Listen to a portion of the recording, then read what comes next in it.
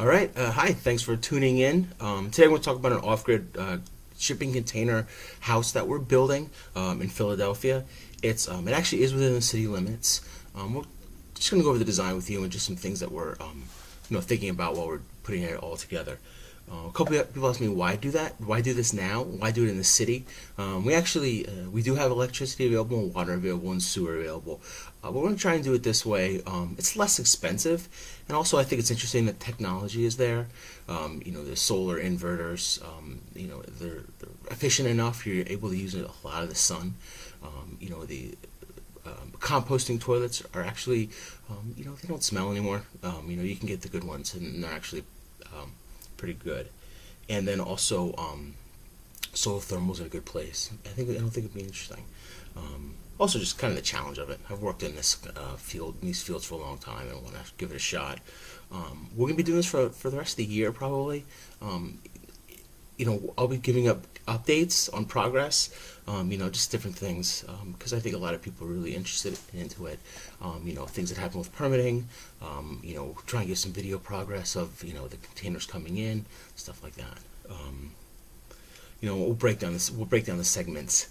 There are 6 things I think about when we're thinking about off-grid and building just in general. The first one is the actual shelter, what you're going to build it out of. We're using shipping containers. We're not using tiny house. We're not using SIPs. We're not doing any of that stuff. We'll talk about that and why. Electricity, you're usually talking solar in this situation. If you can get micro hydro, that's great, but it just doesn't happen very often. The heating, obviously is the thing here. It's not like we don't have to worry about heating in all climates, but we do have to worry about that here, and exactly how you're going to do it, how you're going to, it's often wood, it can be propane, you can use something off the electric. The water itself, how are we going to get water? Are we trying to catch it, which is a great way to do it? We're actually going to be able to doing that here with a cistern, but we'll talk about that in a second. The bathroom, talk about showering. I'm a professional. I have to go to work every day. So, we're going to, be concerned with, obviously, with being clean and everything being safe, but then also with the composting toilet. And just amenities. I mean, what's the point of doing this whole thing if we can't have something nice? So we're going to try and do like a hot tub and some fun, like a sauna, things like that. All right, so we're going to switch over now to the actual drawing, and I'll go over the design with you.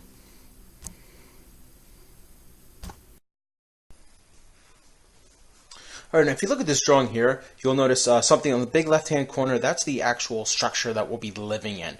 It's 2 container houses with a small in the middle, about a 12-foot gap in between. So we're going to be able to. The goal being that we can take these 2 containers, have the open ends facing each other, and have a little bit of a breezeway in the middle as well. That'll give us actually 52 feet long. When it's all said and done, after it's insulated on the inside, about 7.5 feet of width in the inside as well. So that's what we're looking for that. If you look towards the other side, the gray towards the top, that's actually, we're just going to leave that off-grid for now. Just the way that the design is set up, we decided to have that in the front of the property to kind of act as a little bit of a fence. And kind of just curious what would happen if we don't have anything out there, any electricity or thermal or anything like that. So that's what we're doing for right now. We considered doing a tiny house, like a trailer, but it's going to be sitting here for a while, and then we worried about sitting, the weight sitting on the axles for a long period of time, and we didn't really have to be that small with it. So that's what we're doing with this. The other thing, so we talked to you about the electricity. If you look in the back, we're going to go ahead and that's going to be the solar array. It has to be back there. It's the only place on the property that gets a good amount of sun. So it's something that we have to, we got to take advantage of that, obviously. We're trying to do solar thermal along with that, and we'll talk about that in regards to heating and the water, frankly. But that is overestimating the solar panels there. I think we're only probably going to go with about 6. We're going to sit down and figure out the loads, more specifically, coming up later, and then also talk about, decisions. Are we using what kind of appliances we're using? How much are we going to use a washer dryer? And that's all going to be dependent upon the solar the amount of solar panels we decide to purchase, as well as batteries. The solar thermal, which is the little white one there, we're going to try and use that as well to heat up the water, so we're not just heating from, the concern being, heating from 55 up to 90, 100, 110 degrees. That solar thermal can often help that. We're going to be putting all of the and we're also going to be putting all of the the different mechanical equipment right in the back here. I'm going to build a little room so we can put the batteries and all the switches and things like that, inverter, in the back of the trailer itself. Speaking of heating, right now the plan is to right inside, we're going to be running right inside in this part of the building just a stove, a wood fire stove with want to try and run some PEX pipe off of it. I need to do a little more research, and if somebody knows anything about that, that would be great, because we're going to be insulating it quite a bit, and I want to try and run that PEX pipe underneath the structure, because we do need to insulate the floor, as well. So that's what we're hoping to do. And as well, we're going to be running electricity, a couple electrical wires as well down underneath, just for a couple outlets, not a ton of them. All right, so I think that leads us to the water. Right now, the water is we're trying, and the goal to be completely off grid is to catch all this water. The goal, we're actually considering putting a cistern under here.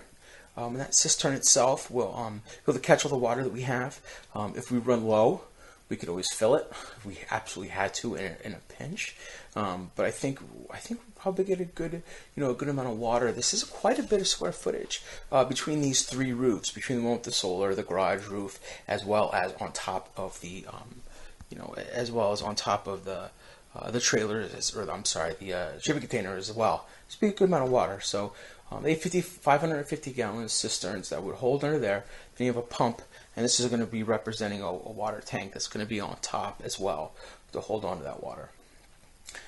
As for the bathroom itself, we're putting the bathroom up here, just kind of away. The bedroom is going to be in the back, so the bathroom will be up there with pretty high level composting toilet, as well as a shower stall back there, which leads to some amenities. What we're trying to do in the back, underneath this.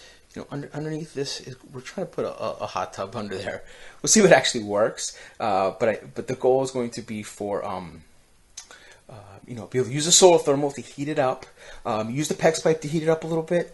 Maybe put another thing outside. And then also have it wood fired on top of that. These things can take a long time to heat up with just the firewood.